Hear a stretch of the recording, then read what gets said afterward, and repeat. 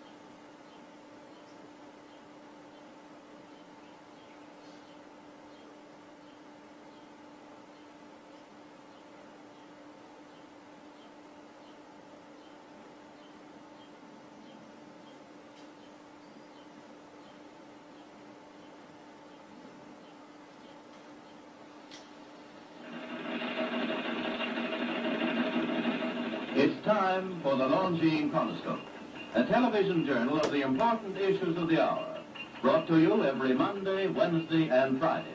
A presentation of the Longines Whitnall Watch Company, maker of Longines, the world's most honored watch, and Whitnall, distinguished companions to the world-honored Longines. Good evening, this is Frank Knight. May I introduce our co-editors for this edition of the Longines Chronoscope? Larry Lasser, CBS News correspondent, and Kenneth Crawford, National Affairs Editor of Newsweek magazine. Our very distinguished guest for this evening is Admiral Richard E. Byrd. The North Pole used to be a no-man's land, but these are the days when, by buying a ticket on a commercial airliner, you can fly across the North Pole and drink a cocktail at the same time. You know, only 60 or more years ago, about 35 years ago, our guest tonight found out whether there was any land north of the North American continent. He made that first discovery flight, and I must say that Admiral Byrd, our guest tonight, is not only our greatest living explorer, but he's been an inspiration to countless Americans. Admiral Byrd, you've been to both the North Pole and the South Pole. Is there any unexplored land left on this earth that might appeal to adventurous young Americans? Yes, there is. And not up around the North Pole, because it's getting crowded up there now, because they find out it's really usable, not only to live in, but militarily. But strangely enough, there's left in the world today an area as big as the United States that's never been seen by a human being. And that's beyond the pole, on the other side of the South Pole, from Middle America. And I think it's quite astonishing that there should be an area as big as that unexplored. It's a tremendous So there's a lot of adventure left down at the bottom of the world. Well, Admiral, do you hope to see that? I do. But Admiral, would you say that since you've been to both the extremities of Earth, are these expeditions to such far-off places, are they getting easier because of modern techniques, or is danger still close at hand? Well, it's a little risky, but nothing like it used to be with the old slow planes and the small cruising radius where we had to put down bases. We replaced the dog teams. Of course, that was a big improvement. But now the planes go much faster and they're safer and they have a much bigger cruising radius. You haven't got the danger of a terribly heavy load. Admiral, an expedition to which I believe you're the advisor is now en route. What is that expedition doing? Well, that's the icebreaker Atka, and it's a reconnaissance expedition. It's going down to the South Pole area to make certain observations and to look for some bases. They will be back in April, and they will report back, and upon the information we get from that undertaking, we will base the bigger expedition that's to follow. Is that very definitely planned, or is that... That is being planned right now. So I'm willing to say to you that there will be a number of expeditions that will follow, I think, year after year, the bottom of the world, because the government has really become interested. Well, Admiral Byrd, I can understand, I think everybody can, the interest in the North Pole because it's so near our greatest challenger, Soviet Russia. But why this interest in the bottom of the world, and nobody living down there, is it? No, it's pretty cold. There's only one permanent resident, that's the Emperor Penguin. The little ones live further north. I tell you one reason they're interested. It's by far the most valuable, important place left in the world for science. That's why the scientific groups all over the nation are really interested. But more important than that, it has to do with the future of the nation, those to come after us, or even during your lifetime. Because it happens to be an untouched reservoir of natural resources. And, you know, as the world swings with an ever-increasing acceleration, far-flung places, once useless, like we thought the North Pole was, and no man's land, become very useful. The bottom of the world will be important, not only to us, but to our allies. I was going to ask you, does it have military importance? It has some, and as the world shrinks, it will continue to shrink with an ever-increasing acceleration. thus bringing these places closer. And in the future, I can see a time when it will be very, very important strategically. Well, has development of air power increased the strategic importance of places like the Oh, very much Palmer so. Peninsula, we'll say? Very much so. Even now, if anything happened and we lost the Panama Canal, we would have to control the islands just north of Antarctica, which are part of Antarctica, and between there and Cape Horn. I've heard it said that there are 7 continents in the world, and one of them has never been seen by a woman, and that's Antarctica. Is that actually true? Well, if the Palmer Peninsula is an island, as far as I know, that's true. No woman's ever stepped foot upon the Antarctic continent, and it's the most peaceful place in the world. I'm sure that won't last very long. I understand now that you're working with the Arnold Bread Company in charge of frozen foods now. Is there any future for frozen foods down these frozen extremities? Well, I think the human race can be helped by that. This was thought out by Dean Arnold, who's, in my opinion, a great humanitarian. He learned that we went down there after 4 or 5 years and finished a meal that we had left there on the table when we had evacuated Little America. Everything was perfect, including the bread. So he got the idea of this frozen bread. And already he sent some to Europe, and it worked very well over there for some of the starving people. So you can store it down in the Antarctic and against the lean years, and you wouldn't have any people in the world really starving if you did that. So in the event of an atomic war... It'll stay there forever. Admiral, you speak of the resources of Antarctica. What are they? What are the natural resources there? Well, we've found enough coal within 180 miles of the South Pole in a great region of mountain that's not covered with snow, enough to supply the whole world for quite a while. Well, that's the coal. Now, there's evidence of many other minerals. We are pretty sure there's oil. Now, that coal shows the bottom of the world. Now, by far, the coldest spot in the world. Where that coal is gets 100 below zero in the world. well, It was once tropical. So we think there's oil there, and there's evidence, probably uranium there. is it any secret? Is there uranium there? That would be the only thing that would be practical to actually go after, I suppose. Everything else would be economically unfeasible, wouldn't it? Well, as we recklessly expend our resources, the time will come, and we'll have to go after that stuff then. Well, You know, I avoided what you said about uranium. I'm not sure about that. I don't want to have the world fight over the Antarctic. Admiral, is there a competition among other nations to try to get information about Antarctica and possibly to secure some of these resources? Well, yes. There are now 7 nations very much interested. Russia is interested tremendously. That I'm sure of. Australia has an expedition down there.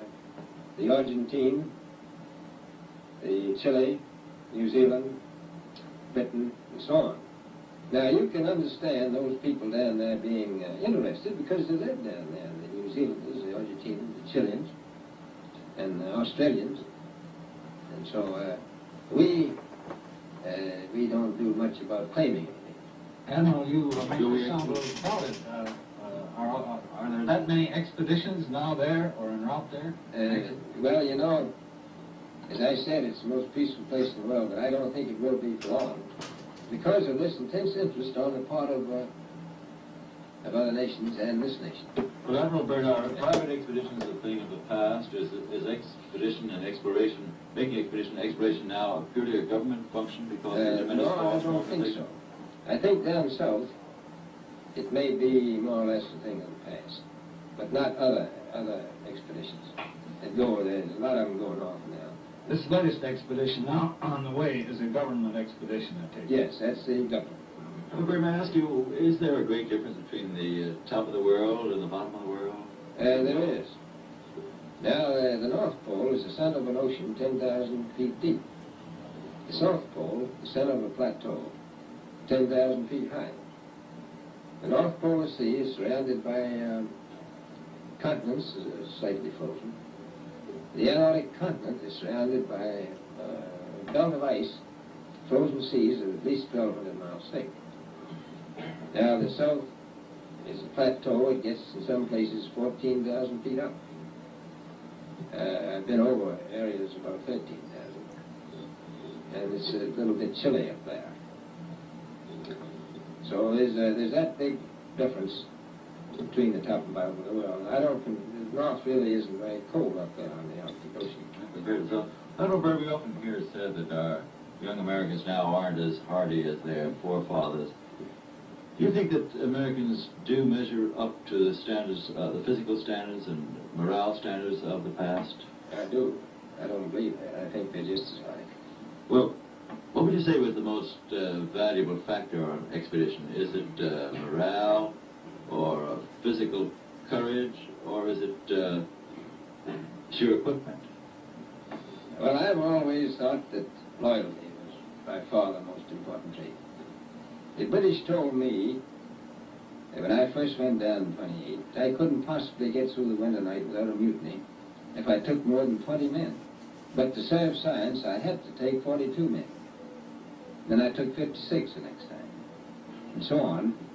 So, and I did find that loyalty was the most important thing during the winter night when it's very hard on your nerves. I think that's a statement. Well, that's a very valuable characteristic of any time. Well, thank you very much, Admiral Byrd. It's been a great pleasure to have you here tonight. It's a pleasure to be with you. The opinions expressed on the Longines Chronoscope were those of the speakers. The editorial board for this edition of the Longines Chronoscope was Larry Lasser and Kenneth Crawford. Our distinguished guest was...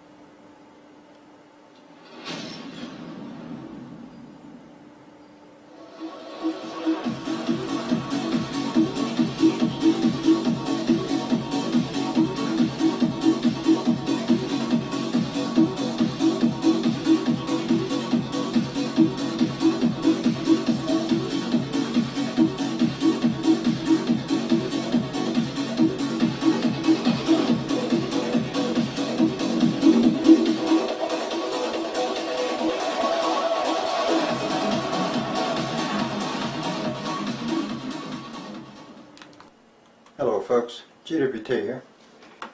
I'd like to point something out here. This is supposed to be a picture that's around 10,000 years old, and it depicts a flat earth.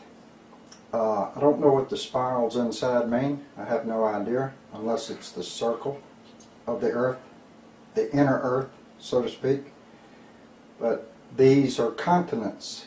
They're too big to be islands. I mean, you could call a couple of them islands, but almost every one of them is big enough to be a continent. And if we have a dome over us, either the dome must go all the way over everything, or we have a dome over us, and then over that dome there's another dome over both this dome and these things. I don't know, can't tell, but if I was going to guess, I'd say there's one dome over the whole shebang, because they seem to have a ice wall pretty much most of the way around the inner earth. And for that ice wall to be there, and let me tell y'all something, the ice walls that you'll see when those of you who are flat earthers or are interested in what's going on, the ice walls that y'all are going to see in their videos, you got to remember something. The ice walls you see are mostly laser cut walls. These walls are cut off with lasers. They don't go in there with saws and equipment and cut them off. They do it the easy way. They take an airplane or a drone with a laser on it. They fly over there and they slice and dice. It's like cutting cheese. And they are not naturally, the edges are not naturally, they're just too clean. The edges are too steep, too sharp, too clean, too straight. And then they take old pictures and old videos and they shop it, and they will add new pictures that are not 10 or 12 or 15 years old and make it and doctor them and make you think that those pictures are 50 or 60 or 75 years old. Y'all got to be careful at what you're looking at all of the time. But something else about that, you know, in history it says there was an Amelia Earhart and she was supposed to fly around the world. Who is to say that she didn't get close to one of these edges, and possibly even the military could have shot her down? The distress calls and the signals may be coming from this area around the inner earth or the inner flat area. We get distress calls sometimes and people say, okay, we got this, where'd it come from? Everybody thinks it's coming from outer space. If we've got a big wall around here, and Admiral Byrd and a whole bunch of them say that the wall is 13, 14, 15,000 feet and all kinds of stuff, and you can't scale it, plus all of the exhibitions, all of the expeditions that's going down there, they're being turned away when they get there, or they're disappearing, or they're being murdered or prosecuted for even attempting to do an expedition to try to find out if there's a dome edge or if there's a big ice wall or something or another. There's a movie in some of these videos about these guys climbing up this big tall ice wall, and that could very well be could very well be live film from some parts of this area right here, because Hollywood has always been projecting things that are going on. So just consider that there's one dome all the way across everything, and this could be the inner earth. I'm not saying there's not an earth down in the ground, because I believe it is, and I think that's where the Sasquatches have kind of come from. And these men, these dog men that they're spotting and getting pictures of, and who's tearing up some butts here and there and everything, those dog men is probably another genetic test tube thing that our governments and our doctors and stuff have done. We've got humans mixed with insects. We've got humans mixed with animals. They're tampering with DNA. These are the people that's in charge. These are the people that's in charge. Do you know what that means?